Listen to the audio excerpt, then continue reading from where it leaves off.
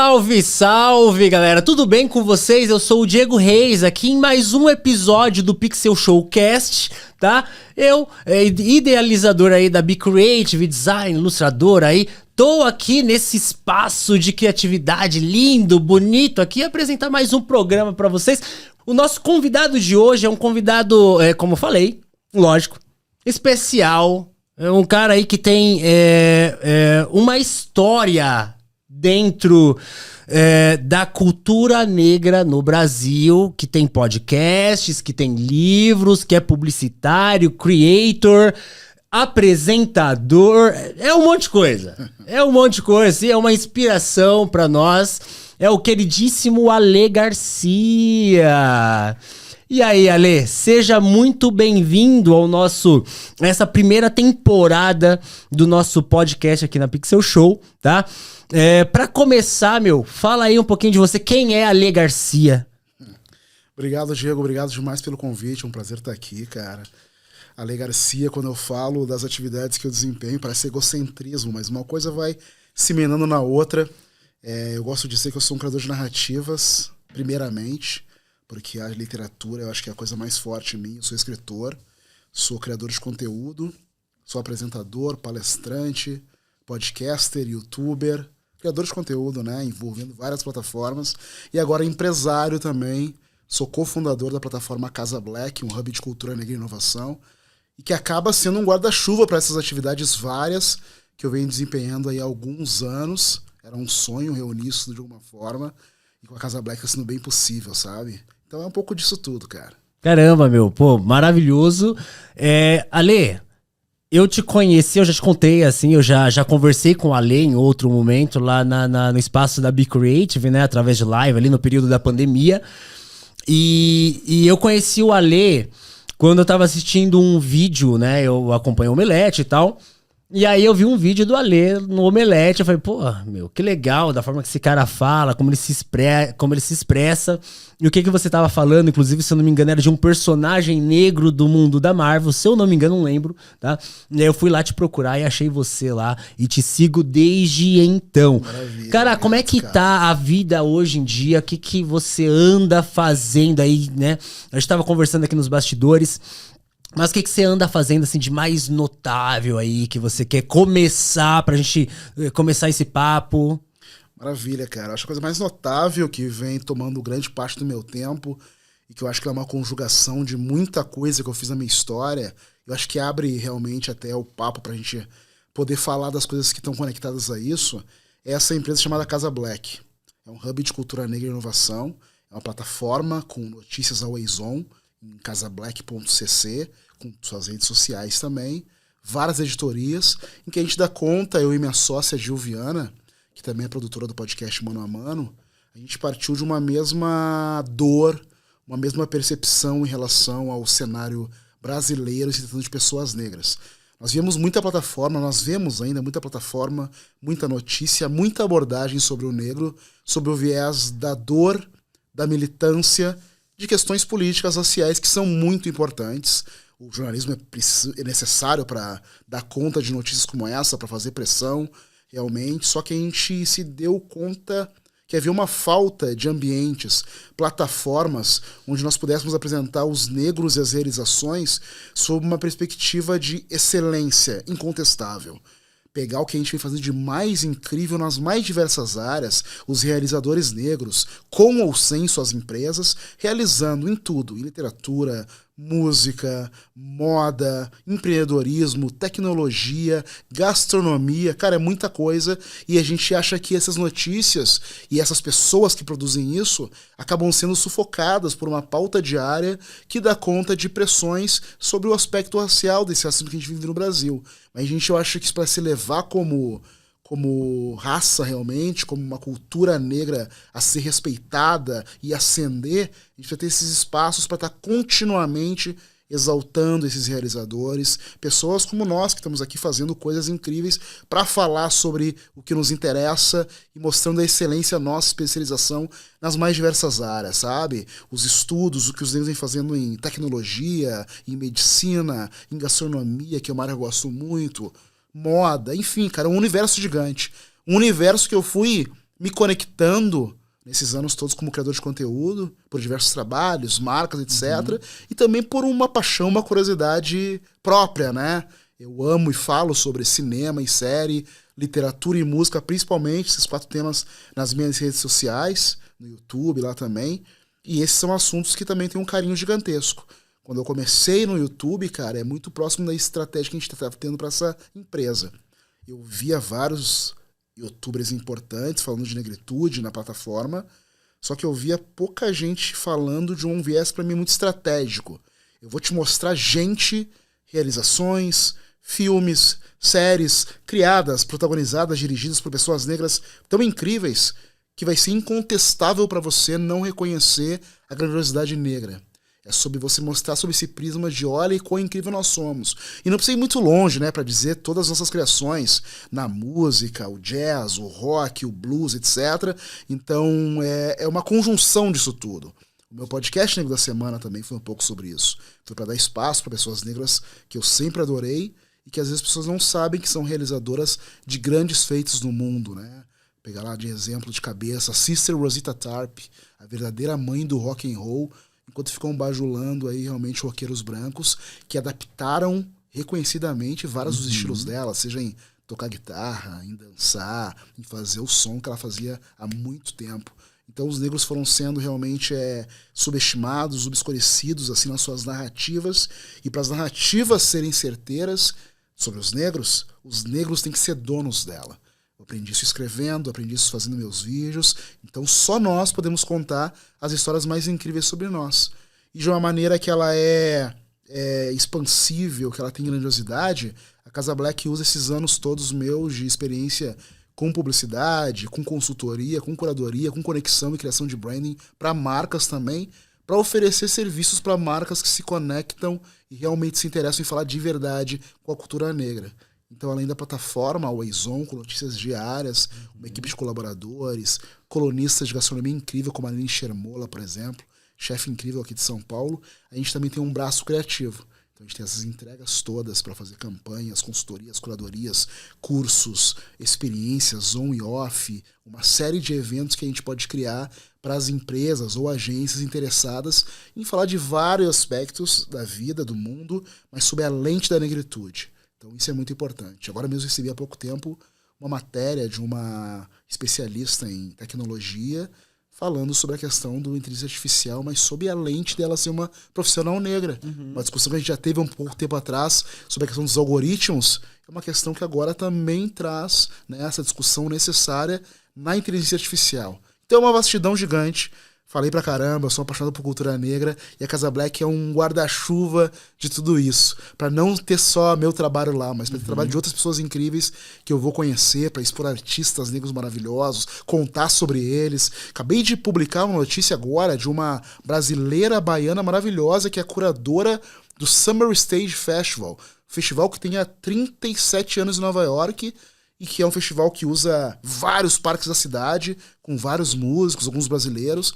Uma mulher negra maravilhosa que está lá em Nova York já realizando alguns festivais desse e acaba de ser eleita a curadora dessa edição que vai ter agora, começa em maio. Meu, maravilhoso, assim, e é legal, assim, ter essa consciência, assim, e é muito bacana esse trabalho. Eu acho que é isso mesmo ali, assim, trazer não só a notícia, mas quem faz.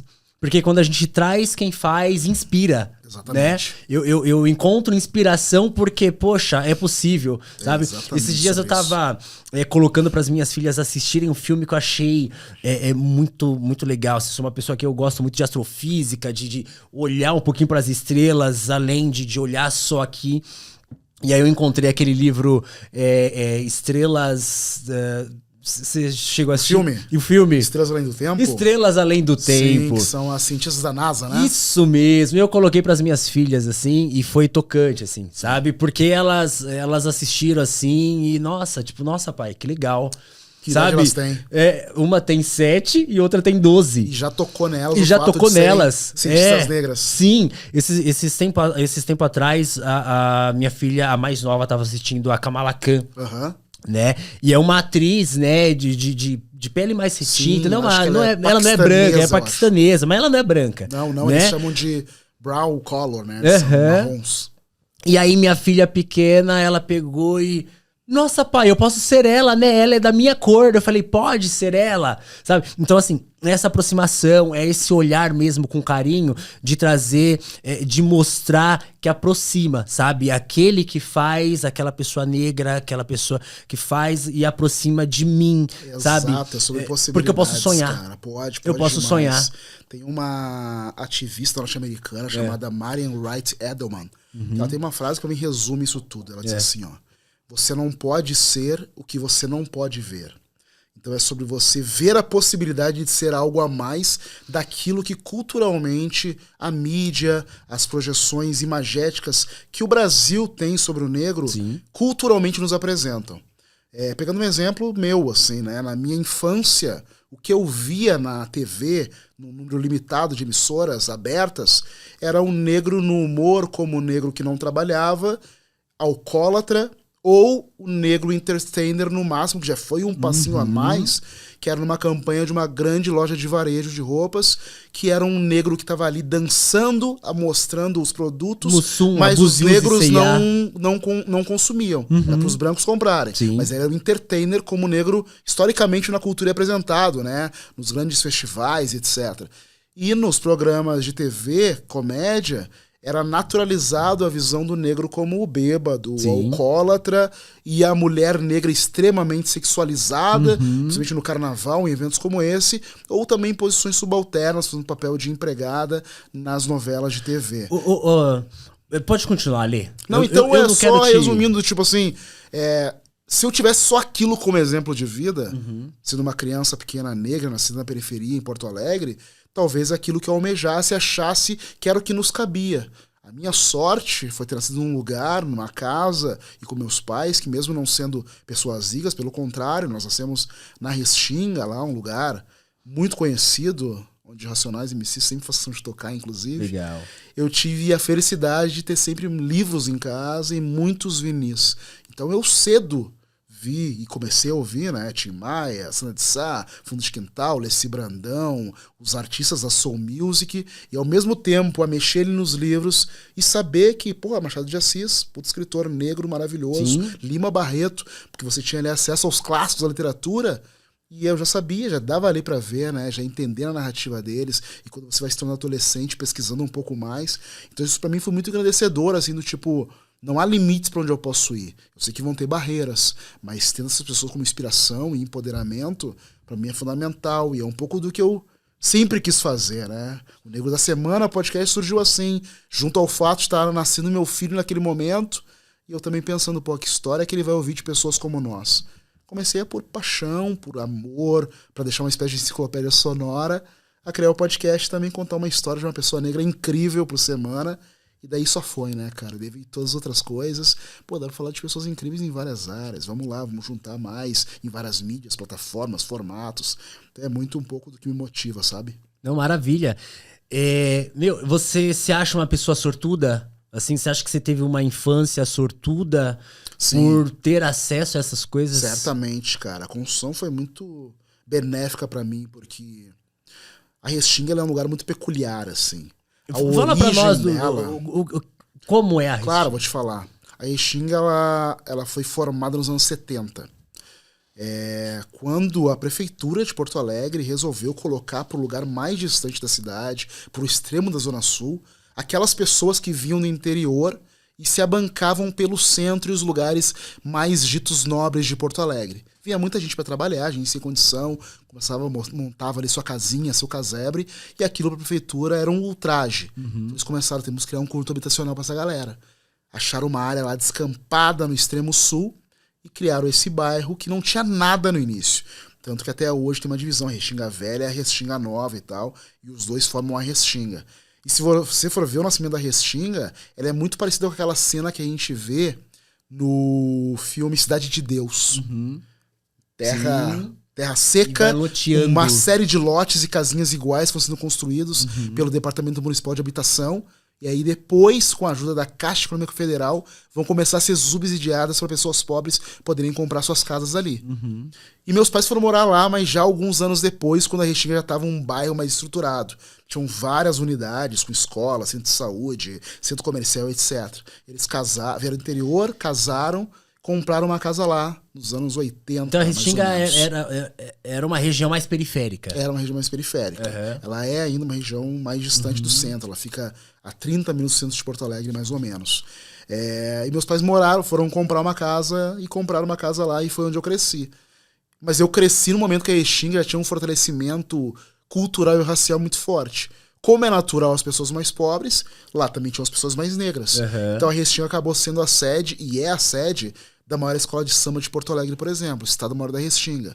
A Restinga criou um grande centro cultural, onde eu pude estudar artes cênicas, música, capoeira, esportes, frequentar e ver as pessoas que faziam acontecer, a escola de samba, os movimentos para aquele samba e festival acontecer. E fora isso, tendo isso e vendo uma comunidade forte, fazendo as coisas ali num lugar que é distante do centro e tem que sua própria vivência, né? Autossuficiente de verdade. A Restinga, ela é muito grande, tanto que no final da década de 80 eles tentaram emancipar a Restinga, queriam que fosse uma cidade. A Restinga tem tudo, assim, um bairro gigante. Mas não aconteceu, ela continua sendo um bairro. Mas eu cresci nesse ambiente, já admirando e vendo as pessoas saindo pro trabalho, trabalhando ali, fazendo as coisas incríveis. Pessoas negras ali no dia a dia, sabe? E em casa tendo esses exemplos, ouvindo música negra, livros e tal, meu pai e minha mãe trazendo boas coisas, fazendo o melhor para sustentar e criar eu e meu irmão. Então eu cresci realmente sem essa boa... Eu cresci com uma mochila de muita autoestima. Uma noção gigantesca de quão grande nós somos, assim. E esse é uma sorte pra mim que eu falo, porque o natural é as pessoas negras crescerem com uma baixa autoestima, crescerem achando que são menores, em lugares mais ermos, sem condições. E apesar de ser uma periferia, com todas as suas necessidades, era um lugar em que tudo funcionava. Eu estudava na escola municipal, ali numa quadra de casa, então as coisas aconteceram. E você vai tendo consciência, virando adolescente, você vê essa diferença. Você vai para um bairro mais nobre, vê que o nosso bairro não tem o mesmo tratamento dos profissionais da prefeitura, etc. E estando conta desses disparates que tem a ver com as questões sociais e raciais, né? Mas então foi muito importante para eu fomentar quem eu sou. E eu conto muito isso até nesse meu livro, né? Eu conto sobre o nascimento da Restinga e como ele foi fundamental para esse meu nascimento, para descobrir essas pessoas, para ouvir pela primeira vez os artistas que me impulsionaram. É muito importante. Assim, muito bom, muito bom. É interessante você falar isso aí, porque eu venho da periferia, né? Hoje em dia a gente fala aí de uma forma, né? A gente fala periferia, né? Mas eu venho da favela. Né, que é isso mesmo, esse ajuntamento mesmo, rua de barro e tal. E aí eu vi toda a urbanização acontecer e tal. Ainda é periférico, sim, né?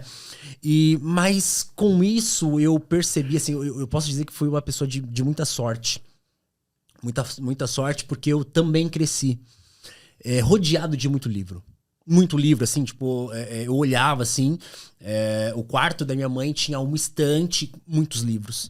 E aí, parte do guarda-roupa dela, muitos livros, assim. E aí, às vezes, ela me levava no sebo e deixava eu escolher o que eu queria, sabe? E aí, eu me lembro de uma moça, dentro da favela ainda, que ela encontrou uma coleção, assim, tipo, de muitos gibis, mas todos molhados. E ela deixou pra secar. E ela deixou pra secar e ela vendia 50 centavos. Eu comprei quase tudo, assim. Eu sempre ia lá e comprava, assim. Então eu digo que eu fui uma pessoa de muita sorte por conta disso. Assim, sempre rodeado de muito livro, assim. Minha mãe ali sempre tentando, lutando e tal. E me explicando determinadas coisas. E aí, com isso, eu quero dizer o quê? Que eu olho hoje pra periferia e eu acredito que sempre foi assim. E o pessoal da periferia, eles não entendem, né? Eles não se veem dentro de espaços que são públicos, culturais, né? Porque eles não se enxergam lá porque não tiveram essa sorte que tivemos, né? Que você... como você percebe isso e como é que você deixa uma mensagem para quem tá assistindo para nós, assistindo a gente aqui? Porque muita gente que vai nos assistir, tá? tá nessa condição, sabe? Tá começando na carreira, é um artista, é um designer e muitas vezes não se sente pertencente de espaços que deveriam estar lá. Sim, sim. Eu falei um pouco sobre isso recentemente, até num vídeo que eu fiz, chamado Negros na Piscina, porque Negros na Piscina é o nome de um livro que foi recém-lançado e cujo nome também existe porque é o nome de uma obra de um artista negro que, em fotografia, tirou uma foto dele com o sobrinho dele negro no braço, com um cartaz onde dizia somente Negros na Piscina. Negros na Piscina é uma metáfora para todos os lugares onde os negros não podem entrar originalmente, principalmente se conectando à cultura norte-americana de extremo apartheid, miscigenação, que você tinha as piscinas de pessoas negras, piscinas de pessoas brancas. E existe essa foto clássica também, da década de 50, se não me engano, numa cidadezinha dos Estados Unidos, onde tem os negros numa piscina comunitária, uma piscina mista, e eles estão mais pro canto, e tem a foto, nesse momento tem um homem branco jogando ácido na piscina na parte onde eles estão. Então isso tudo acabou se desencadeando para várias expressões, percepções, interpretações sobre isso ser uma metáfora para o negro não poder estar nesses lugares que se dizem lugares de elite, lugares embranquecidos.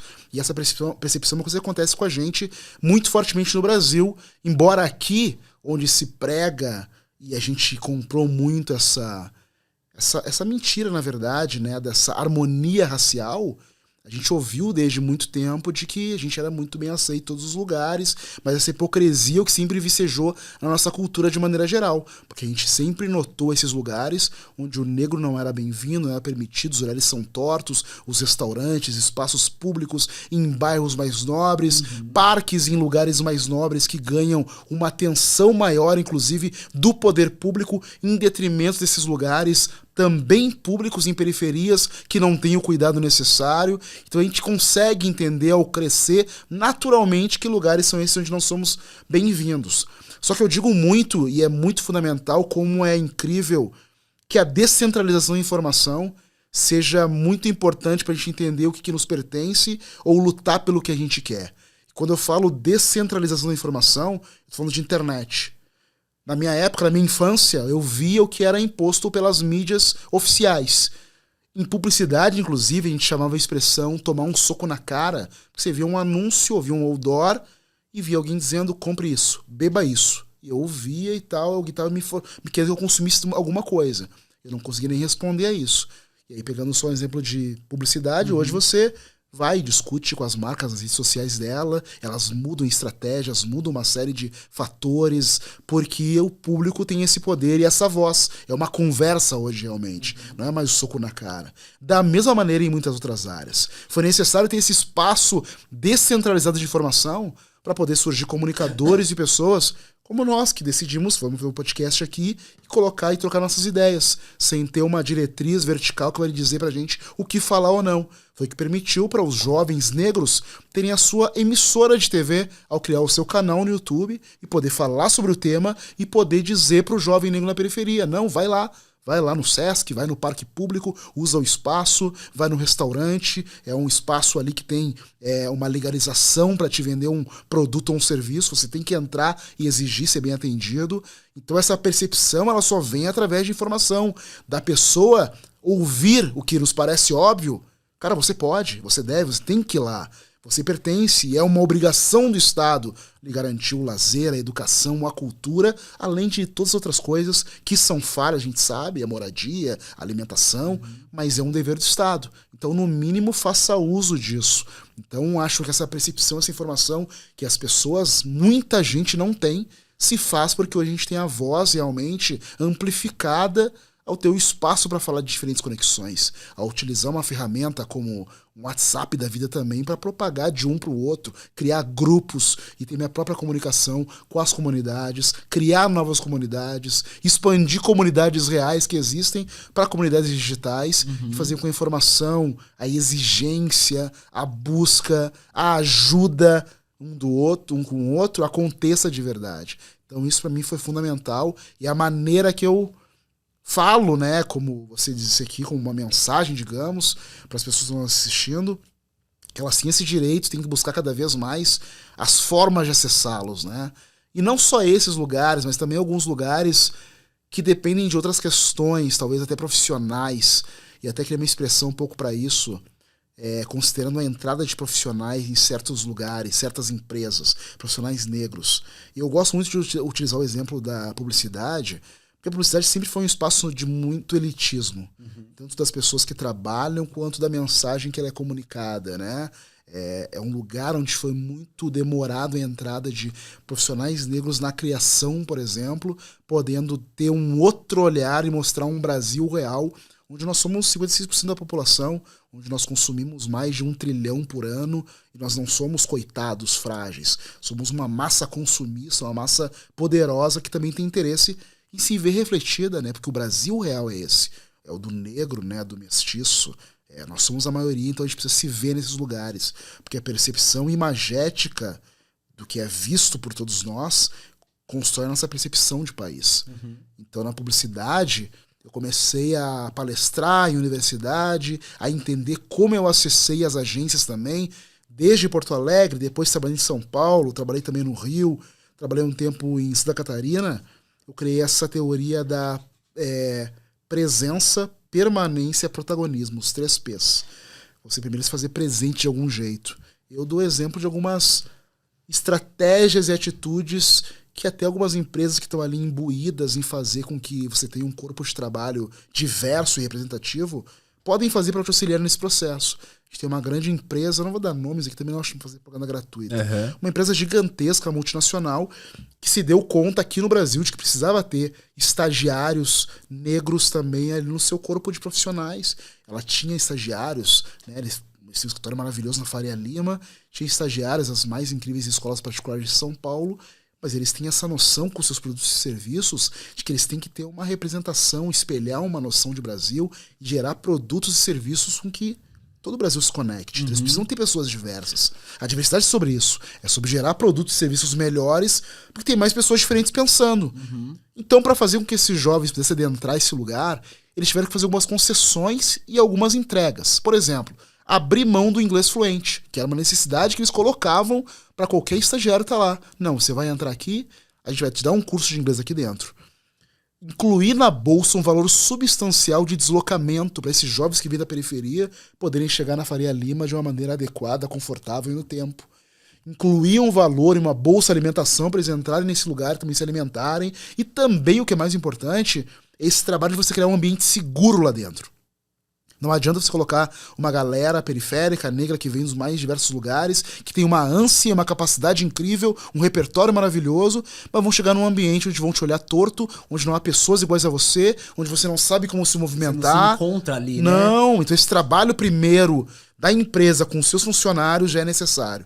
A gente vai trazer, vai criar isso aqui dentro, esse ambiente, vão vir pessoas diferentes daquelas que estão ali, não diferentes do que é o Brasil, mas diferente daquelas mesmas que estão nesses lugares de elite e de pertencimento.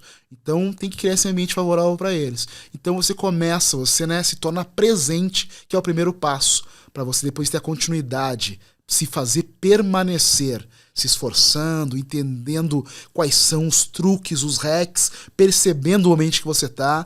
E para isso é fundamental as conexões, as redes, a internet. Entrei nesse ambiente, consegui entrar. Sou agora um desenvolvedor de uma multinacional incrível porque eu entrei naquele programa porque eles acreditaram em mim. Como é que eu permaneço aqui agora? Então entender como fazer isso, esse jogo.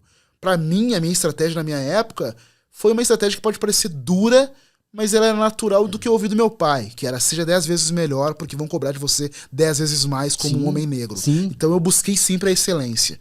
Eu falava assim, o que eu for fazer vai ser incontestável. Você pode falar da minha barba, do meu sotaque, meu cabelo, mas o roteiro que eu vou te entregar, o vídeo, o podcast, o livro, vai ser a coisa mais incrível que você vai ter visto. Sobre excelência, não deixar na reta, não ter erro ortográfico, sabe? É sobre isso. Então eu sempre trouxe isso como uma estratégia pra mim. E pode ser uma estratégia de permanência também. Foi por causa disso que eu fui alçando em alguns lugares, de redator, virei diretor de criação, porque eu não deixava essa discussão. Eu chegava, apresentava uma campanha para um cliente branco numa grande empresa e eu queria dar show, entendeu? Eu não ia trazer argumentos indiscutíveis. E é sobre isso. Para então, pós-permanência, entender o step 3, como você protagoniza, como você se torna protagonista dos lugares em que você tá. E eu buscava isso, tá? Eu mostrando a excelência continuamente aqui, sendo um cara já requisitado, um diretor de criação, um palestrante. Agora eu tô aqui como um protagonista, saindo em revistas de publicidade, ganhando prêmios. Estou protagonizando. Que mudança eu faço? Primeira e mais óbvia. Agora eu posso contratar gente negra igual a mim para trabalhar na criação da agência e eles poderem ter o mesmo processo deles e eles, na sequência, trazer outros semelhantes. Então essa é uma roda que não para de girar, mas em que é necessário o auxílio constante, a noção de comunidade, do negro ajudando o negro de verdade, sabe? Não é só falar, não é só informação. Não, é ação. Mas é isso, é ação, é aquele negócio de muitas vezes pegar na mão, assim, né, e mostrar, ó, esse aqui é o caminho, mas tem que ser por aqui. Exato. Né, não é... E assim, uma coisa que não se perde é a questão da excelência, né? É de realmente entregar um trabalho. Porque assim, eu também cresci com isso. Assim, meu cunhado, eu não tive pai. E aí meu cunhado, ele é uma espécie de pai pra mim. Ele sempre falava pra mim assim, tipo, Reis, né? Ele falava, Reis, seja o melhor na escola. Sabe, o melhor. E tipo, não é com soberba, né? Sim. Não, seja o melhor. Exatamente. Faça o melhor. Seja o melhor no bairro. Muito, Não é sobre ser melhor que o outro, Não. embora o que você vá fazer Acaba vá naturalmente refletindo. fazer com que você seja. Sim. Você tá buscando o melhor pra você primeiro, né? Sim. Sendo o seu melhor. Total. E aí eu cresci com isso. Ele falou, meu, seja o melhor na escola, seja o melhor no bairro, seja o melhor, assim. Isso gravou na minha mente, assim, sabe? Claro que a gente não consegue, mas dentro do que a gente tenta fazer, do que a gente se esforça para fazer, pega nas mãos, sabe? A gente tenta fazer o melhor, assim. Exato. E eu acho legal quando, especialmente da galera que vem de baixo, assim, sabe? Vem das periferias, que sofreu alguma coisa. Tem muito esse senso quando a pessoa ali, ela entra numa área ou desenvolve um projeto, tem muito esse senso, assim, como a gente, assim, de querer fazer não só para nós, mas para o outro também, né? Ó, tô a corda e sobe também, vamos junto, né? Aquele ditado, assim, que se os barcos que estiverem juntos, se a maré subir, sobe pra você também, sabe? Tipo, vai junto todo mundo. Ô Ale, uma coisinha. Depois eu vou entrar aqui no assunto dos livros, processo criativo e tal. Você falou sobre a sexualização da mulher negra e tal. Você acha que isso continua... Vou te fazer 2 perguntas, senão eu vou esquecer a outra, tá? Essa daqui pelo menos está anotada. Então, você acha que isso ainda permanece no Brasil, tá? E aí falando assim, tipo de Brasil mesmo, essa propaganda da mulher negra, sabe, é mais sexualizada. E a outra coisa, e você como publicitário, você dentro desse mercado, eu sempre questiono uma coisa. A gente vê que a cultura, né? A cultura negra hoje tá dentro de empresa, tá na publicidade, tá em tudo quanto é canto. E eu me questiono, isso aí é porque de fato eles entenderam que precisamos estar nesse lugar, entendeu? Porque também é nosso, sabe? Ou é por uma questão mercadológica, por uma questão de capital? Eu vou começar respondendo da última pergunta. Vai lá. É uma questão social, uma pressão social. É uma questão mercadológica, é sobre dinheiro. Eu costumo brincar, e eu tô escrevendo até um romance sobre isso, que o Brasil descobriu o racismo em 2020, na pandemia.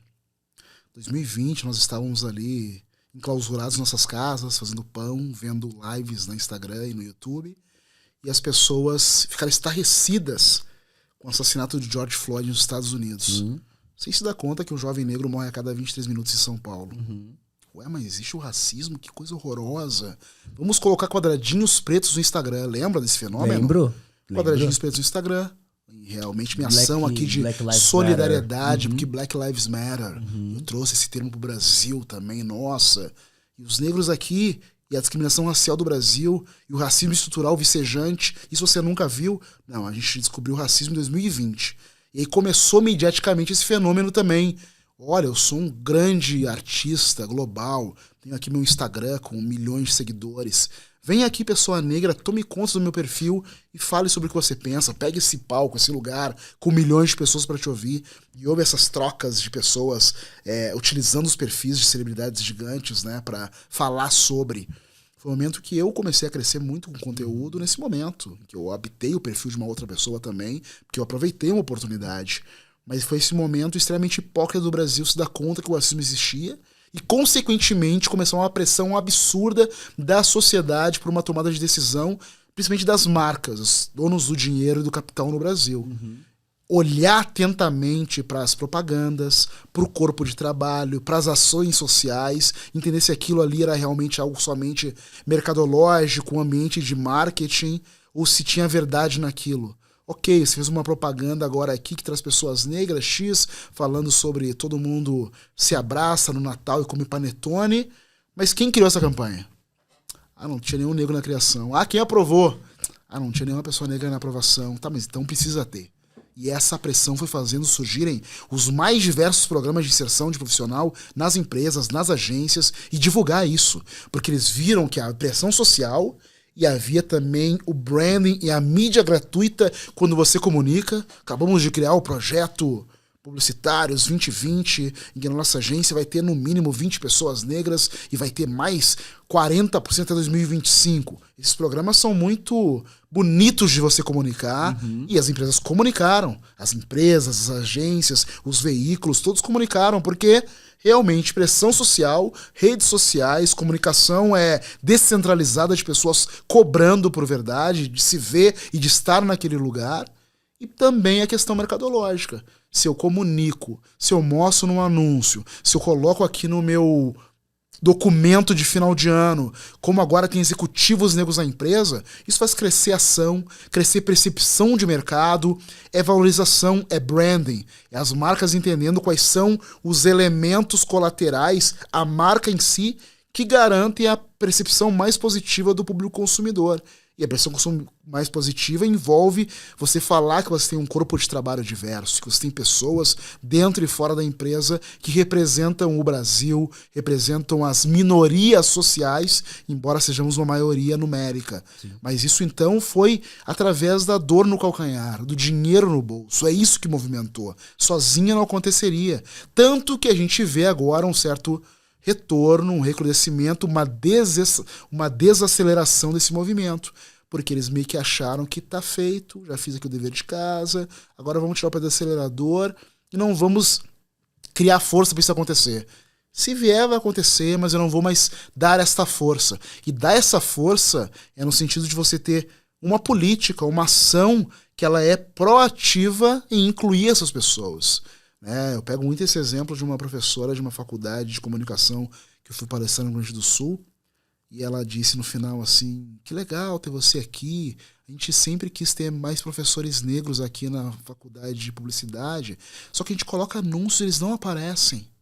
Só que ela não está fazendo nenhum esforço ativo para eles aparecerem. Ela contratou alguma empresa de contratação específica de profissionais negros com um perfil que ela quer, que são empresas que vão realmente colocar a lente no mercado e vão atrás dessas pessoas, reunir um grupo, fazer aquilo chegar, porque você está querendo de verdade que tenham pessoas. Não é se por acaso tiverem tudo bem, não. São ações ativas para você conseguir desfazer esse desequilíbrio social que existe, né? Esses mais de 300 anos de escravidão, que a gente tem ali uma defasagem gigantesca, que a gente saiu atrás da corrida. É necessário muito, muito esforço, muita ação social e governamental para que a gente consiga, e a projeção é, se não me engano, de 119 anos, para a gente ter uma equalização no Brasil entre pessoas negras e brancas socialmente. Sim. Eu não vou estar vivo para ver, mas a gente sabe que pelo que o Brasil é natural que a gente tenha esse tempo todo para isso acontecer. E eu falo em todas as áreas, né?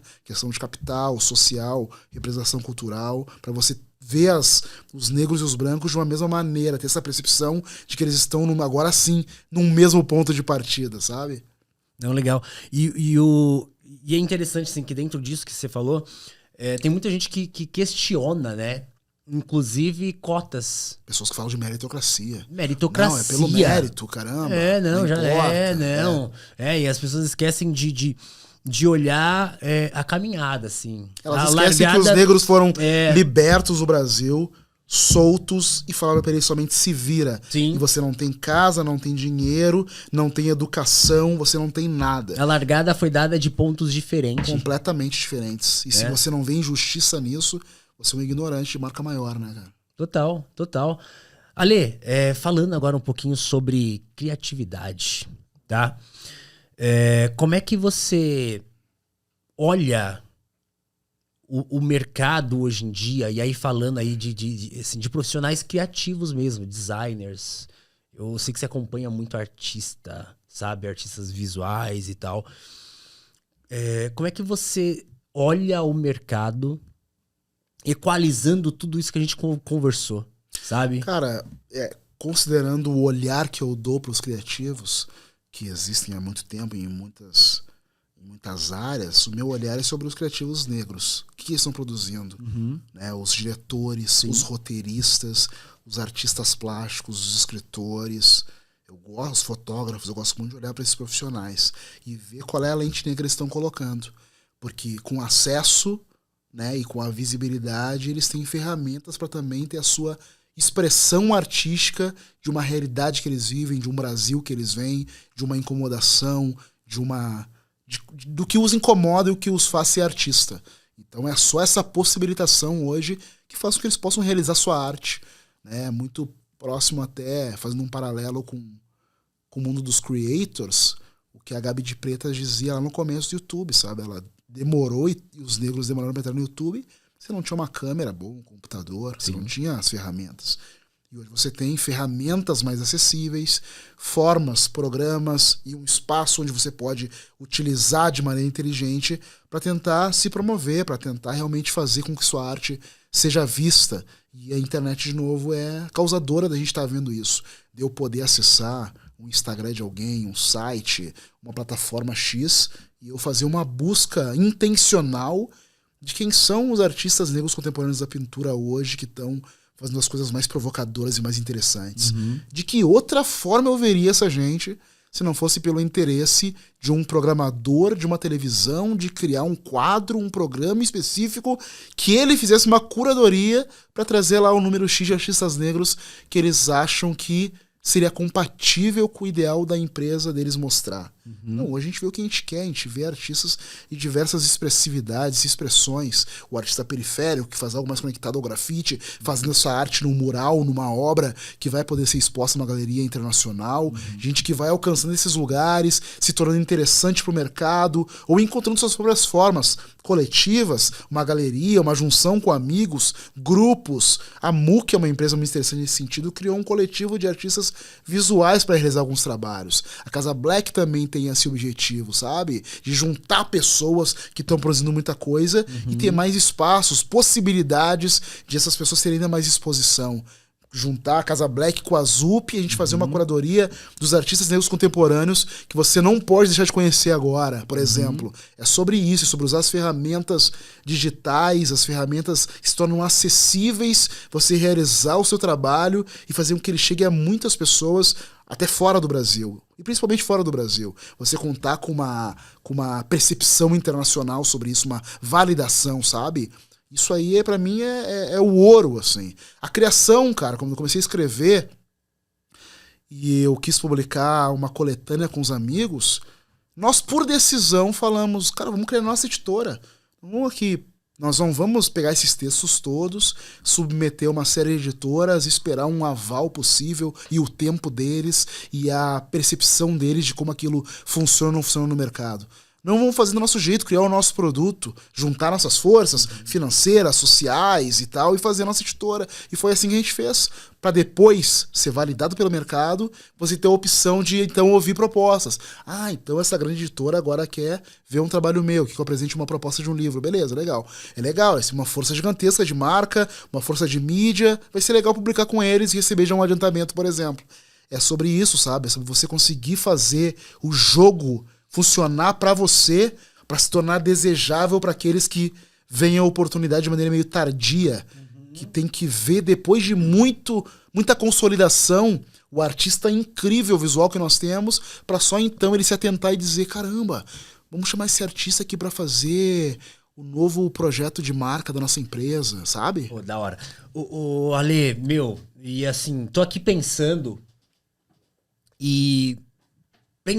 aqui que a galera aqui da Pixel Show, da Be Creative, tá assistindo a gente, tem muito artista periférico bom demais, assim, tipo, que acompanha a Zup, que acompanha a Be Creative.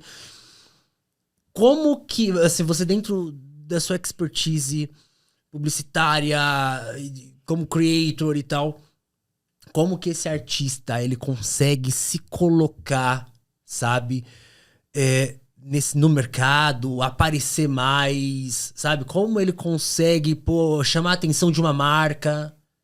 Cara, são alguns steps. Primeiro tem que se fazer ser visto. Quais são as plataformas que vão expressar e vai publicar de maneira mais adequada o trabalho que ele tem? E onde ele pode expandir isso?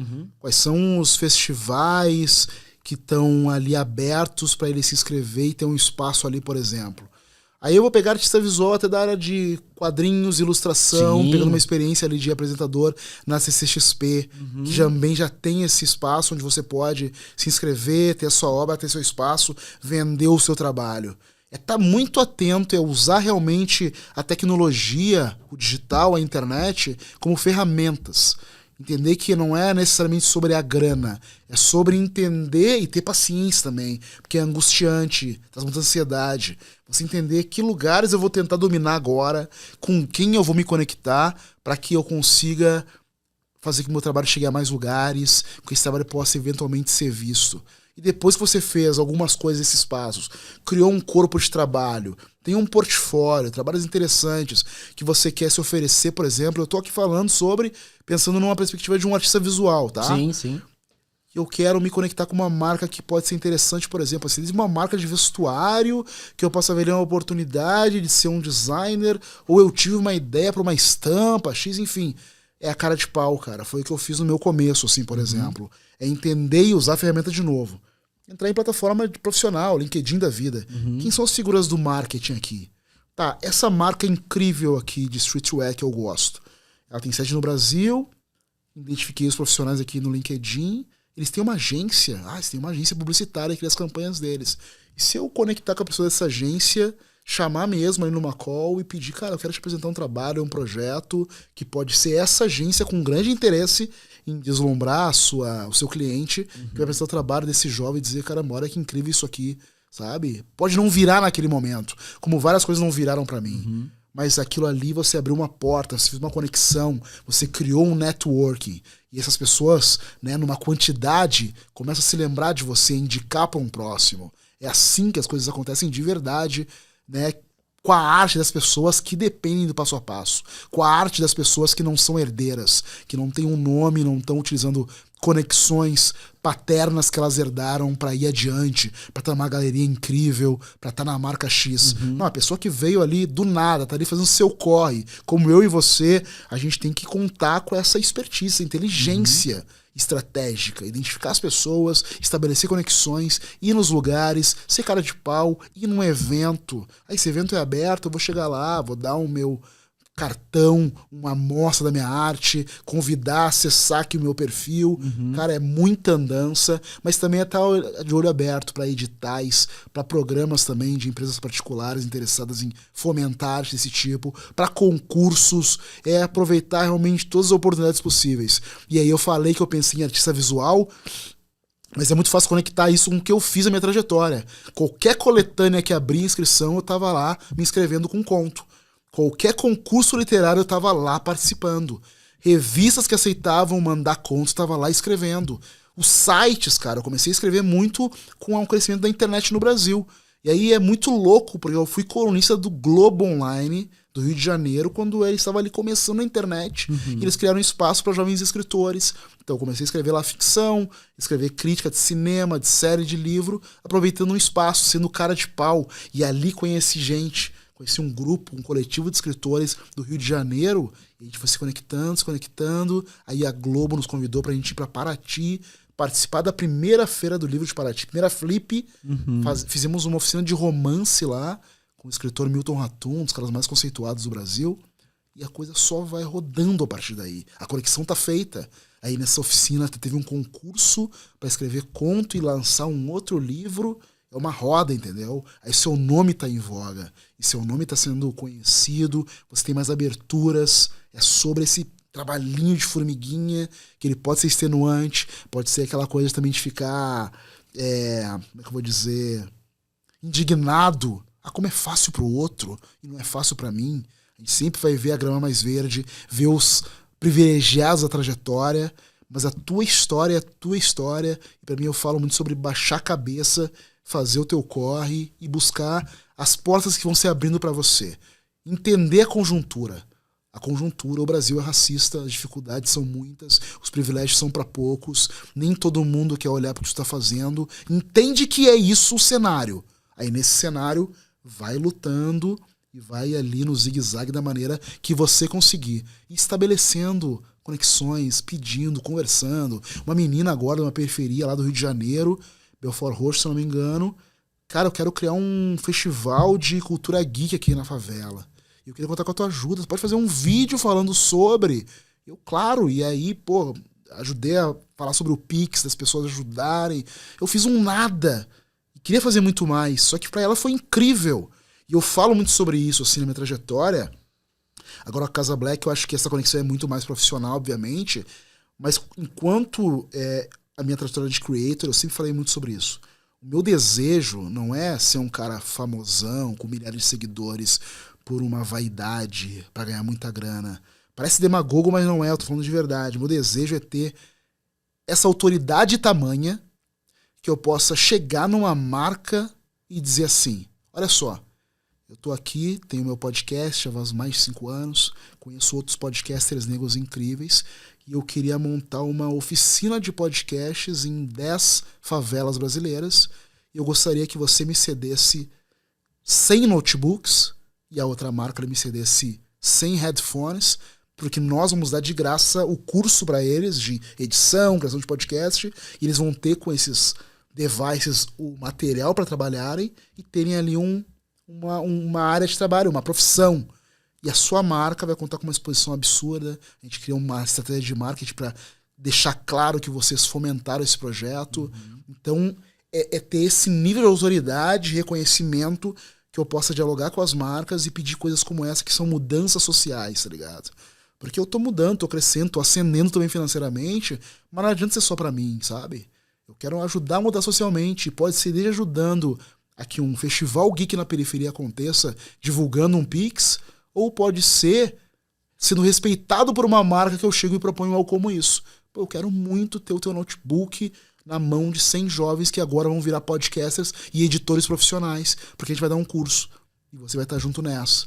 Sabe? Você ser uma pessoa tão reconhecida, com tanta autoridade, que permite essas manobras sociais para um bem público, é nisso que eu acredito de verdade, assim, cara. Não é o número pelo número, né? O autoridade pela autoridade, mas não. É sempre para um bem maior, sempre né? Para mudar alguma coisa. Eu percebo essa ânsia, assim, sabe? De pessoas como nós, assim, que é isso. Sempre tá querendo não só para si, mas para o outro. E, assim, tem uma coisa, assim, que eu ouvi bastante, eu queria saber sua opinião. A favela venceu? A favela vence um dia após o outro dia pro seu trabalho próprio, mas a maneira como essa expressão é utilizada, ela é uma expressão somente midiática, vazia, que não diz nada. A favela tem que vencer a cada dia, matar um leão por dia, contar com o seu trabalho, com a ajuda de um outro, com um olhar social de pessoas que têm poder financeiro realmente. Então a favela está numa constante busca de estar sempre melhor. Favela vencer e você colocar isso na voz de um ex-favelado, chegou a algum lugar, isso é muito pouco. Favela é coletivo, não é uma pessoa que pode fazer e responder por todos. Não, ótimo. Eu fiz esse questionamento assim porque a gente ouve, né? Ouve aí com uma certa frequência na mídia, em alguns lugares a favela venceu. E eu sempre me pergunto, sempre me questiono, venceu como? Venceu como? Onde teve as maiores mortandades na pandemia, por exemplo? Sim. Quem foram as pessoas, que cor eram as pessoas que mais morreram na pandemia? É isso. Acho que isso já responde muito, né? Não, é isso. Ale, falando do seu livro aqui, ó, a gente tá aqui, Ó, então esse aqui é o livro do Ale, esse aqui é o seu último livro, Esse certo? é o meu último livro. É, o mais Negros recente Gigantes. livro, que dizer o último parece que acabou a carreira, né? Ah, é o mais recente livro, Negros Gigantes, que tem ilustrações, né? De quem que são as ilustrações? São do Thiago Limon, o projeto gráfico todo é dele, as ilustrações são deles, a cada capítulo. O Negros Gigantes, cara, ele é tipo uma chave de ouro para esse podcast Negro da Semana, que eu tenho há mais de 5 anos, em que eu fui abordado pela editora, pela Latitude, pra gente entender como transformava as histórias do podcast em um livro. E não era sobre transcrever roteiro, porque isso não funciona. Então o formato foi selecionar das dezenas de episódios que eu tenho, quais que poderiam constituir uma linha cronológica de negros que eu fui conhecendo e eles foram me impulsionando e me inspirando na minha vida desde a infância. Então você começa ali com Mano Brown aos 10 anos de idade, Racionais. Como é que a galera de Capão Redondo dizia tanto para um moleque da Restinga, Rio Grande do Sul. E vai terminar com artistas como Lázaro Ramos hoje, que eu tenho a sorte de conectar, de dar o livro para ele, dele falar do meu livro. Então eu fui construindo isso e é muito legal. O processo foi muito interessante de escrever, porque é tudo em primeira pessoa. Eu conto quem eu era naquela idade, onde eu estava, como eu conheci aquela personalidade negra, como ela mudou minha vida, e aí então eu conto sobre a vida dela. Aí eu vou trazer os números, tornar os dados, deixar claro socialmente a importância de Racionais, de Leci Brandão, de Ruth de Souza, de tantos outros artistas, e não artistas também, pessoas negras de maneira geral, que são personalidades que me impulsionaram. Então no livro são 12 histórias, então a cada capítulo tem uma ilustração do Thiago Limon, e foi um projeto assim que eu tenho muito, muito carinho, fala muito de mim, mas fala muito de como essas pessoas foram me impulsionando, que era sempre foi o objetivo do meu podcast e do meu trabalho com criação de conteúdo sobre cultura negra, sabe?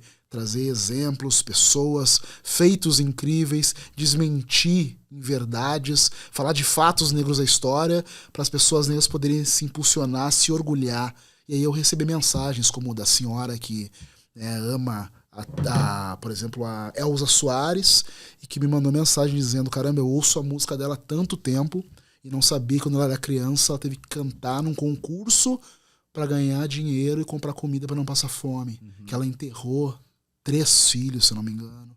Então, uma história muito sofrida do menino também que veio me dizer: caramba, não sabia que Sabotagem saiu da criminalidade pela arte dele, se tornou esse grande rapper que eu admiro hoje, que eu só escutava as músicas dele. Então isso pra mim é um presente gigantesco, assim, sabe? Saber que tá dando pra contar mais profundamente histórias de pessoas tão importantes pra mim e que são conhecidas, mas não o suficiente. Quando eu comecei o Negro da Semana, 2017, 2018, tava ali, cara, diretor de criação, tranquilo, e eu sempre gostei de ter umas atividades a mais, e eu estava pesquisando por alguma campanha, ou por algum motivo, minhas pesquisas particulares, em sites e blogs, queria saber a biografia de alguém, algum negro brasileiro, e não encontrava nada. Eu encontrava sempre a mesma coisa, o mesmo parágrafo repetido em vários lugares, sabe? Eu tomei pra mim, caramba, eu gosto tanto dessa pessoa, é tão incrível. Sabe quando você vê um filme maravilhoso e você quer que um outro veja? Eu tenho muito isso com pessoas, com artistas, com realizadores. Uma vontade tão grande, assim, uma paixão tão grande que, caramba, eu quero conhecer a história do Branca de Neve, o sambista, sabe? Do Cartola, sabe? Eu quero conhecer a história dessas pessoas. De onde é que veio essa arte dele? Sabe? De onde é que veio isso tudo? Então eu tomei pra mim essa atividade, que era prazerosa também, né? Tinha a ver com o trabalho que eu já fazia como roteirista. Cara, eu vou pesquisar essa galera, vou entender como escrever o roteiro mais envolvente aqui pro áudio, editar, eu gostava de brincar, de editar musicalmente. Você foi buscar, sei lá, um curso, um livro? Como é que foi, assim, tipo, esse processo? É que eu já escrevia há muito tempo, eu sempre escrevi, eu tinha livros publicados. Já tinha uma pegada, assim, já entendia o que era narrativa, eu tava ouvindo muito podcast, e os podcasts estavam chegando no Brasil, né? Já escrevia ficção, já escrevia roteiro pra comercial de TV, pra jingle, pra spot. Já tinha escrito também roteiro pra curta-metragem. Já tinha adaptado contos meus pra roteiro de longa. Então eu sempre soube fazer. E ouvindo os tipos diferentes de podcasts, eu pensei, caramba, a gente pode fazer um documentário em áudio aqui. Que é falado, mas ele é ambientado. Entra um sound design legal. Eu sempre fui muito esmerado nisso aí. Gosto muito de lembrar o episódio, de novo, da Sister Rosita Tarp, que é esse momento da vida dela em que já mais velha ela vai cantar numa estação ferroviária abandonada e vários artistas da Inglaterra e dos Estados Unidos, Bob Dylan e etc., vão assistir ela tocar nesse lugar. E a estação, nesse dia começa a chover, tá uma chuva rolando e ela tá ali na parte coberta da estação ferroviária.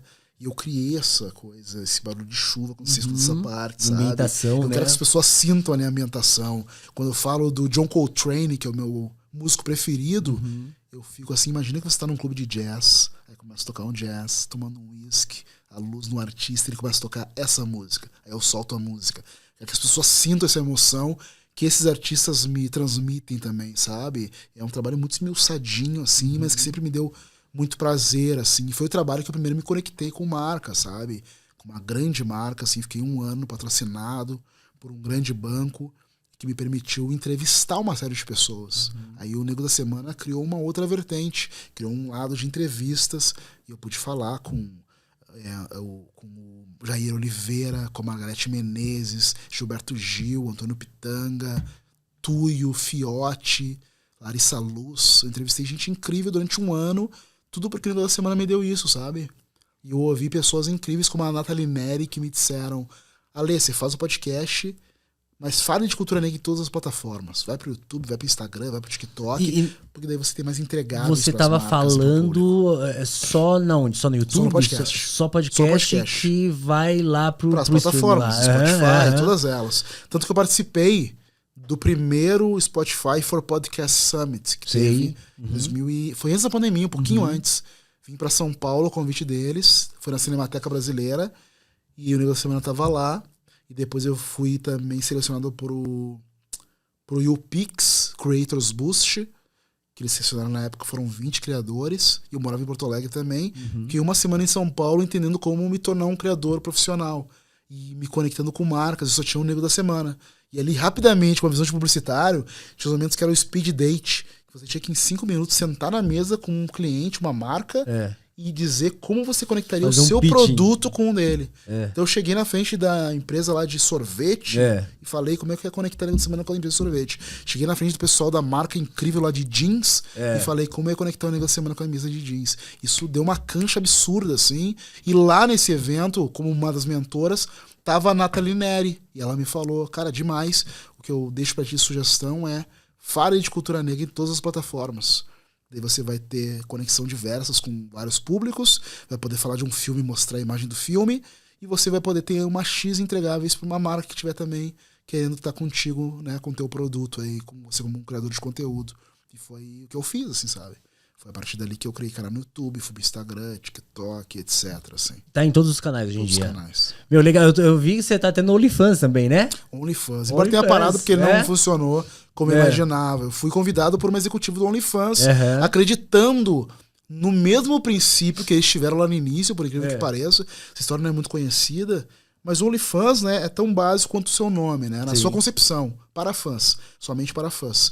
E eles queriam realmente aproximar o creator dos fãs dispostos a pagar por produtos exclusivos. Tem um conteúdo ali no feed, mas tem algumas entregas exclusivas e conteúdos diversos. Só em determinado momento a plataforma foi apropriada pela indústria erótica, pornô, e eles abraçaram isso porque tomaram um dinheiro gigantesco. Só que eles também voltaram e querendo aí trazer outros criadores de conteúdo de várias áreas para retomar essa ideia inicial, de mostrar o OnlyFans como uma possibilidade para muita gente. Infelizmente no Brasil isso foi bem incipiente. A minha experiência não deu muito certo. Eu vi algumas pessoas que foram convidadas também ali, colocaram uma coisa ou outra. Só que se você for ver o OnlyFans em vários outros países, principalmente Estados Unidos, isso é muito forte. Você vê criadores de conteúdo de várias áreas. Culinária, esporte, decoração, fazendo conteúdo. Eu não sabia. Que é uma ferramenta muito fácil com os mecanismos de determinar. Esse conteúdo é aberto, esse aqui é pago. Esse é aberto, esse aqui vai custar tanto. E dá valores diferentes, sabe? Nenhuma ferramenta como eles, até onde eu vi, que pode ser uma ferramenta com feed constante, oferece esse mecanismo tão incrível, sabe? De você poder ali determinar com facilidade que conteúdos você quer que sejam pagos, que conteúdos você quer que sejam por assinatura. Isso é muito legal deles, mas realmente não funcionou muito pra mim nesse sentido. Pô, que show, que show. E aí, galera, tá curtindo aí? Tem perguntas pro Alê? Querem fazer alguma pergunta aqui? Não? Não, beleza, então, beleza. Ale, meu, tô curtindo pra caramba esse papo aqui, porque, meu, mostra você, de todos os nossos convidados aqui, você é o que tem esse know-how, assim, na área publicitária e dentro mesmo, assim, tipo, não só como um designer ou um ilustrador, sabe? Você é a pessoa que ali pensa criativamente na estratégia, assim, e você já deu vários insights aqui, e a sua trajetória mesmo, assim, eu acho que ela funciona mesmo a gente consegue pegar ela e assim, começar a notar coisas. Ah, ele fez isso. Ah, dá pra ir por aqui, dá pra ir por aqui. E aí você falou, meu, muito sobre... Essa não foi a palavra. Você falou de ser cara de pau, né? Quando eu te chamei mesmo a primeira vez, eu sou cara de pau, né? Eu tô aqui hoje nessa parceria aí legal pra caramba com a Zup e Pixel Show por cara de pau. Demais. Sabe? E aí, cara, dá pra gente pegar e ir traçando assim, ó. Pô, legal, dá pra fazer isso, dá pra ir por aqui, dá pra ir por aqui. E aí, meu, Omelete. E aí? Cara, o Omelete foi nesse momento pandemia. Eu tava em Porto Alegre e o Marcelo Forlani viu meu conteúdo, achou legal e me convidou, inclusive, pra trazer conteúdos pro perfil dele. E, cara, eu, consumo eles desde muito moleque, assim, foi incrível esse primeiro contato e essa possibilidade que eles me deram. E durante a pandemia, eu fui convidado para trabalhar fixo lá como um estratégico na empresa, além de apresentador. Vir para São Paulo quando a pandemia acabasse. Só que naquele momento eu tinha acabado de passar também por uma seleção por um grande banco e acabou sendo mais proveitoso para mim essa outra alternativa. Só que o Brett falou, tudo bem, vamos criar um outro modelo então, um modelo em que você é contratado pela gente, mas para gravar vídeos por mês, para estar em eventos e etc. E foi um modelo que deu certo, assim. Já comecei a gravar de Porto Alegre mesmo, que era um formato que a gente estava criando ali quando estava todo mundo em suas casas, cada um gravando de um lugar, fazendo lives juntos também. E aí, cara, por essa empresa que eu fui trabalhar, e mais o Omelete, as ações de creator estavam rolando em São Paulo, os eventos todos aqui, né? Eu falei com a minha esposa, meu filho já estava com 10 anos, vamos voltar para São Paulo, vamos. Porque eu cheguei a morar aqui em São Paulo quando a gente estava esperando o João, 2010. E quando ele nasceu, era muito difícil para um casal sozinhos com um filho, só um bebê. Minha mulher tinha que ficar enclausurada num condomínio. Eu passava o dia enclausurado em agência publicitária. Sem família, sem gente para ajudar, assim, sabe? Muito triste também, isso aí é muito sofrido manter isso. Então, logo que o João nasceu, deu mais uns mesezinhos, assim, eu tive que pedir as contas na agência que eu tava e falei, vamos voltar a Porto Alegre. Voltei a Porto Alegre, trabalhei em agências lá, fui sócio de uma agência digital também. E aí ficamos por lá, trabalhando vários anos também em agência lá. E quando esse cenário começou a mudar, porque eu encarei a criação de conteúdo a partir de 2016 para cima de uma maneira muito séria, e as ações e as conexões com marcas aconteceram, e eu tinha também esse conforto de financeiro do Omelete, dessa outra empresa também que fui contratado para trabalhar em São Paulo. A gente, cara, vamos para São Paulo, e a gente veio, estamos há 3 anos aqui novamente, felizes demais, né, tendo encontrado o lugar certo, as condições certas, o lugar onde as coisas acontecem para mim profissionalmente. Então foi muito importante. E o Omelete é muito importante também, assim, porque ali eu pude desenvolver um trabalho de apresentador de verdade, não só nos vídeos em si, mas também nas lives de Oscar, de Emmy, de Globo de Ouro, nos eventos que são incríveis. CCXP, você está no palco ao vivo, entrevistando uma galera. Isso para mim cara, é um crescimento gigante que eu tive na minha carreira e uma outra expertise que eu aprendi de verdade, assim, sabe? Uma coisa que trouxe mais ganho para as minhas entregas todas, para minhas conexões, né, com marcas, de poder ser um apresentador, um host. E aí, por causa disso, vieram outros produtos. Atualmente, estou apresentando um podcast para o B9, para o Wondery, chamado Guerras Comerciais. Ah, eu sei qual que é. Gosto que eu fui bem, convidado também por eles para falar sobre essas batalhas de grandes empresas concorrentes do Brasil, assim. Legal. Então, as coisas vão surgindo muito em decorrência disso, sabe? Eu gosto muito do trabalho de apresentação, assim. Eu apresentei uma live também, pouquinho antes da pandemia, com a Camila de Lucas também, né? No perfil da Preta Gil. Apresentei agora o Queremos Festival também no Rio de Janeiro. É uma coisa que eu gosto demais, assim. E foi incrível, assim, o Omelete nesse sentido para mim, sabe? Eu sou muito grato, tenho um carinho incrível, principalmente pelo Marcelo Forlani. O resto é um querido também, mas o Marcelo Forlani é um grande cara. Forlane, se estiver me ouvindo, um beijo pra você. Legal, hein? Legal, legal. Tem pergunta ali pra você, viu? Tem pergunta ali pra você. Forlane é um cara que... O Forlane Hessel é um cara que a gente gostaria muito de trazer aqui. São fáceis também, de vir, são muito tá? queridos e certamente muito dispostos. Legal, legal. Ó, como o algoritmo atual das redes sociais afeta a escolha das pautas para produzir conteúdo? Ah, isso é uma dor gigantesca, cara. E, de novo, uma dor em que você tem que ser safo. Porque o algoritmo vai ditando o que é trend. A série do momento, o filme do momento, o assunto do momento. E até pro mal em relação a criadores negros. Tava conversando com minha mulher hoje sobre isso, me irrita um pouco sobre isso. Certas pautas, que são pautas que às vezes nos desmerecem, inclusive. E realmente não quero entrar em nomes, vou dar exemplos, entendedores entenderão.